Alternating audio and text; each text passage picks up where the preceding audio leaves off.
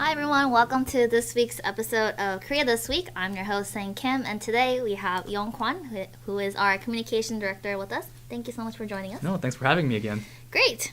So, something happened last weekend, and we just can't not talk about it, right? So, I'm sure you've seen it on the news all over the place. So North Korea launched what is identifiable projectiles into the East Sea last Friday afternoon at our time, and then Saturday morning Korea time. So I know there's still a lot of unknowns, but what do we know so far about the object that North Korea launched?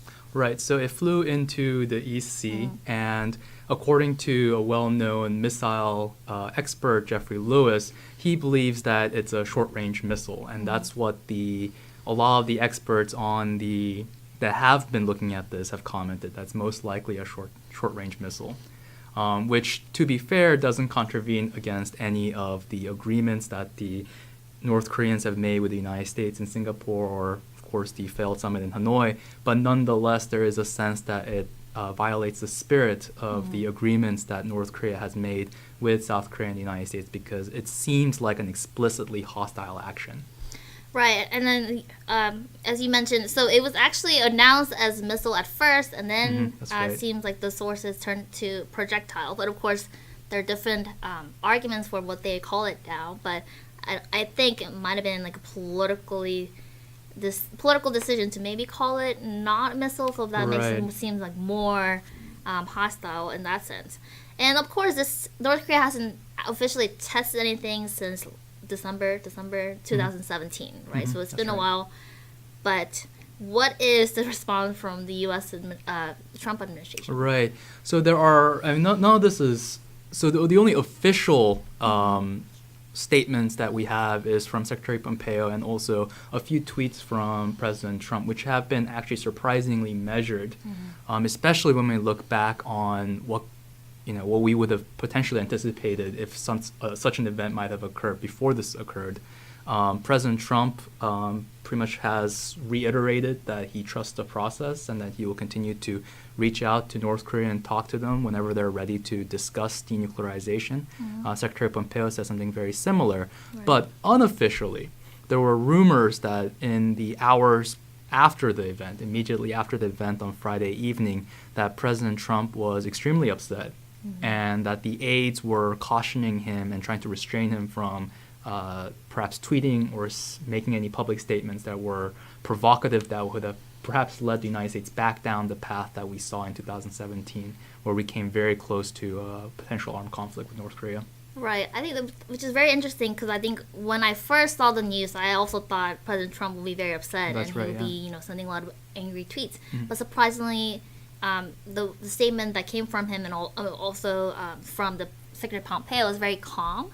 Just to quote some of the things that Secretary Pompeo said, he said during his interview with Fox News, "It doesn't present a threat to the United States and its allies, nor it will derail the Trump administration's attempt to reach denuclearization deal." And he reiterated that he believes that there's a path forward for Chairman Kim to still reach denuclearization through diplomacy. Right. So which is still pushing for, it seems like they weren't really, officially it weren't bothered by the launch, which is very interesting. And I wanted to get your thoughts on, is this like a upgraded level for the strategic patience that we saw in the past? What's your view on that? So from the U.S. perspective, I think this is actually a continuation of, it's I don't want to say it's strategic patience, because this is a very different administration with a very different set of strategic goals at mind, even though perhaps the end goal is similar to the Obama administration of denuclearizing North Korea. But to be fair, this is a continuation of what President Trump said prior to, in the beginning of the year, when he said that North Korea, that he has time, that Kim Jong-un, and there's no rush to reach an agreement. It's, in fact, after when he was at Hanoi for the second summit with Kim Jong-un, he specifically said that he would prefer to have a good deal than have a bad deal that's rushed through. So this seems to be a measured reiteration of that sentiment, where he's willing to kind of wait things through to see a resolution that is favorable to the United States, which, to date, it's still, steps towards denuclearization first and then lifting of sanctions. I think he's really pushing for this position, which on the outside, if we compare it with the Obama administration, feels a little similar. Yeah. Right. And then, of course, if he had responded very hostile, obviously would escalate things more, and then more tension rather than diplomacy route. Right. So, let's see.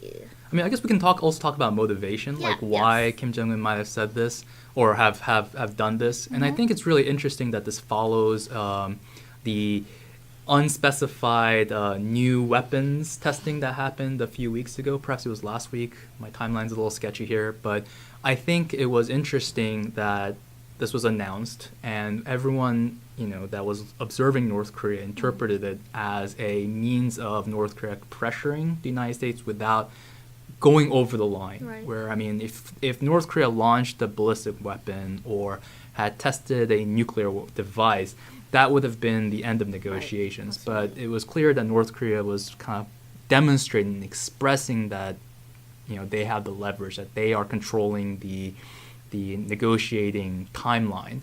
And I think because perhaps that has received such little attention, I mean, there was a lot of, there was an Onion article making fun of North Korea for testing this unspecified secret weapon or this new weapon that came out. So I think perhaps in the environment where North Korea was not receiving the attention that it expected after that, perhaps it escalated it slightly further, where they're still doing things that wouldn't necessarily cross the line, where the United States would be forced to respond more aggressively, but still act in a manner that is provocative, that would essentially send a message to the United States saying that if you don't come to an agreement with us, things will just get progressively worse. Right. So they're pushing the line here. And it might actually be a demonstration of North Korea's own desperation. There was I recommend viewers to check out a blog post that our Vice President Mark Tokola wrote 2 weeks ago about Kim Jong-un's speech to the Supreme People's Assembly right after the North Korean election, in which Kim Jong-un demonstrated that, I mean, a lot of the attention was focused on Kim Jong-un saying that North Korea needs to come together to give a telling blow to our enemies. But that's just rhetoric. What was actually more interesting, this is something that Mark Tokola emphasizes in the blog piece, is that the speech demonstrated that North Korea and the North Korean state is very much still focused on improving the economy because they've committed so heavily in establishing that as their source of legitimacy. So they have to deliver some kind of economic growth to the people, and they see sanctions relief as a means of achieving that. So the speech itself, I think, was a demonstration of North Korea's desperation to acquire something in return for the hardships that the North Korean people have faced in the years leading up to the construction of a successful nuclear device. And now I think this testing is again perhaps a demonstration of North Korea saying, hey, we really need this right now. We want sanctions relief. We want food relief. There are a lot of demands that North Korea has that I think North Korea is trying to push onto the agenda table. Right. So whereas Trump is saying there's no rush, North Korea really is rushing in a sense. And also, I mean, this is also, I think, perhaps made worse by the fact that from the beginning, I think North Koreans were cognizant of the fact that they're in a very special and unique environment where they have a president in the United States who is diverging from the traditional U.S. doctrine on how to approach North Korea and armed states like North Korea. And you have a very pro-engagement president in South Korea. And so I think the North Koreans rightly recognized in 2016, or perhaps in 2017 when Moon Jae-in was elected, that they have this perfect environment to really push through some of their interests in their foreign policy realm. And I think they are suddenly coming to terms with the fact that President Trump is already halfway through his first term, and there's no guarantee that he's going to get reelected. Right. So they have to maximize the time that they have until President Trump's first term is over.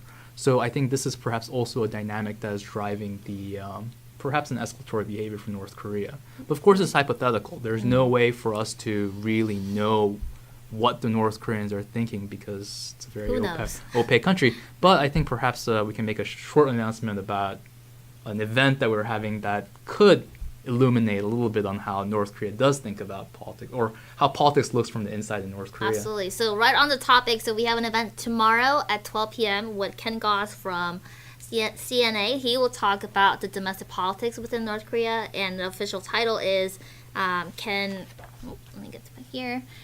Does Kim Jong-un have the domestic political space to denuclearize? So this is obviously a very timely event, and we have a very expert who spent a lot of time looking into North Korean leadership and domestic politics, so it will be very interesting. So if you can watch it here, if you can attend in person, obviously we'll be here, and then if you can't, you can also watch live on our Facebook and also YouTube page. So thank you so much for that plug. No. So with that, this obviously puts President Moon in a very difficult situation. Right. So how is South Korea handling the situation? Well, I think South Korea is actually the one that de-escalated the language, I think, because as soon as the event happened on Friday evening, I think the South Koreans were the first ones to come forward and say this is something that we should monitor, but it doesn't seem like it was an ICBM, because I think that was the immediate fear of the international observers, was that this device may have been an ICBM. And I think the South Korean intelligence community was the first ones to really come out and say, like, we don't think it was an ICBM. And then it was de-escalated to short range and then to projectile. I think the South Korean government really started that process. In addition, I think President Moon so far has been a little bit quiet on the matter. I think he's considering what is happening. But as you said, I think this is partially because this does put him in a very awkward position, in particular in a time period when the opposition inside Korea and domestic Korean politics has been criticizing the pro-engagement posture of President Moon Jae-in, saying that North Korea is not trustworthy. So if this escalatory behavior by North Korea seems to confirm the opposition's perspective on Pyongyang and Pyongyang's character. So this does put Moon Jae-in in a tight spot domestically. And I think some of what he's going to say now is going to be a consideration of not only what his messaging is going to be to the United States, but also what it's going to be to the South Korean people as well. Right.